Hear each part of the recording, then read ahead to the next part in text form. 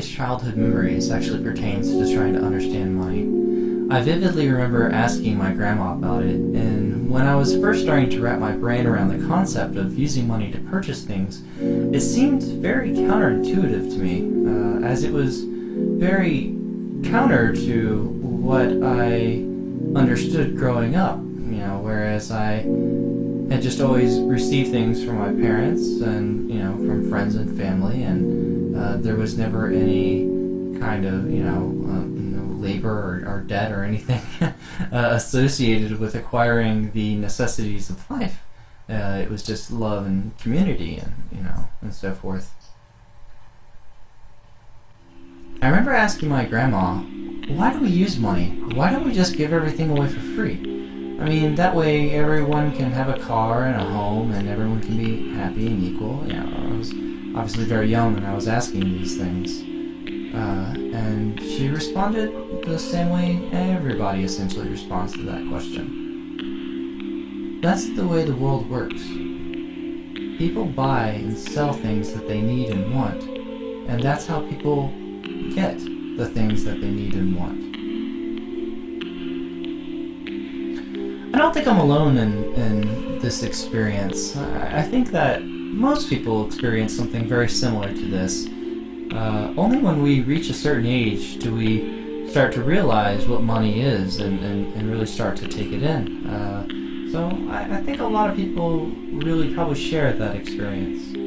But as adults, we're obviously very conditioned at this point and very used to it. It's the way things operate. And so we take the idea of having money exchange as a means of survival, we take this idea for granted.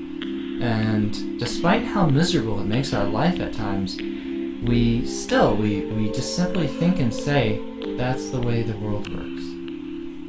As if we believe the world has only and will only work one way for all of time.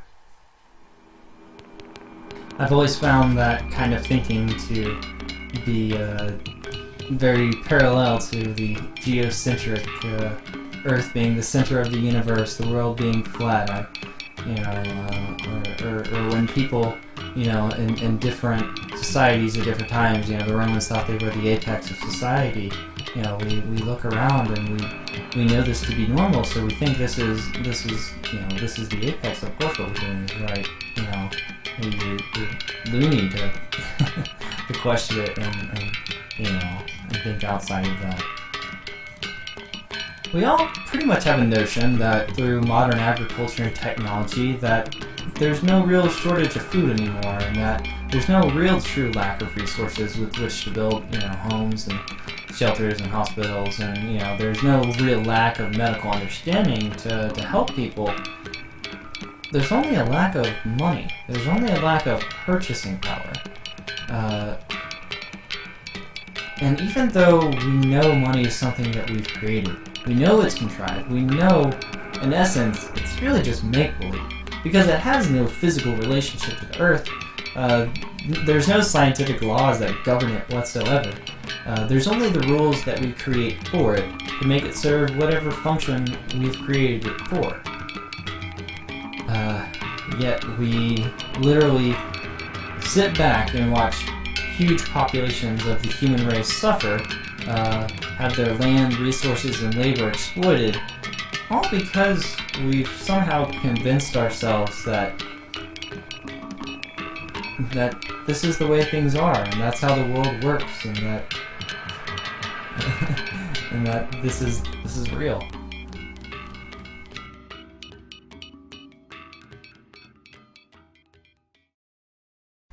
When we look at how aberrant, depriving, manipulative, wasteful, and ecologically suicidal our way of life is, what we're looking at is our system of monetary exchange. We're looking at the results of having our social system being dictated by the demands of monetary sequences instead of the real physical, earthly, and human demands needed to live. If you can say we have enough food and resources to take care of everyone, but we don't because we can't afford to do so, where's the real problem there? If we can honestly say that we have the technology and understanding to harness and distribute practically unlimited, completely clean, self-renewing energy to power the entire world, but it would be essentially financially impossible to implement that kind of infrastructure, where's the real problem there? If we have the medical understanding and resources to cure many of diseases, but people can't afford the medication and the treatments, where's the real problem?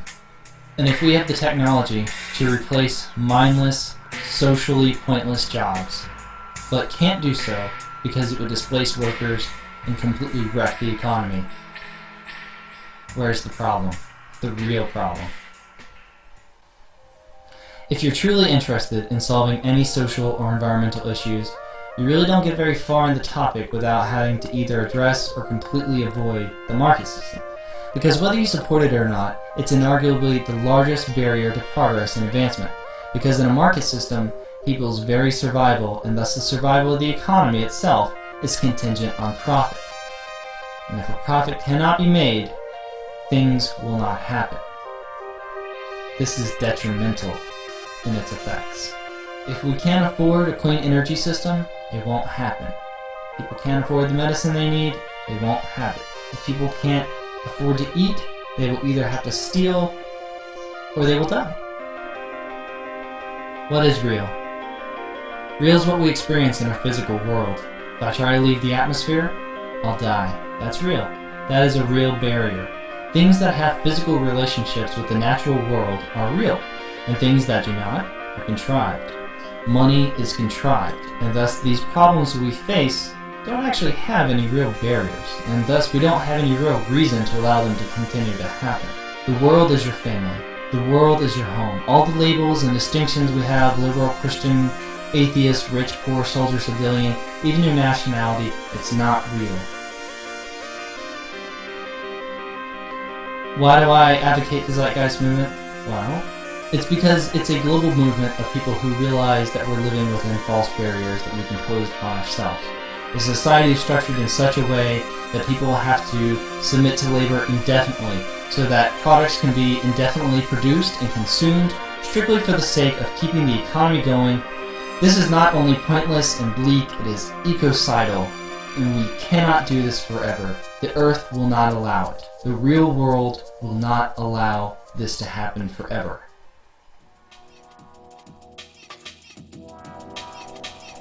The real question is, on this earth, do we have the resources, the understanding, and the technology to live sustainably, abundantly, without a price tag, at a high standard of living, without anyone being subservient to anyone else?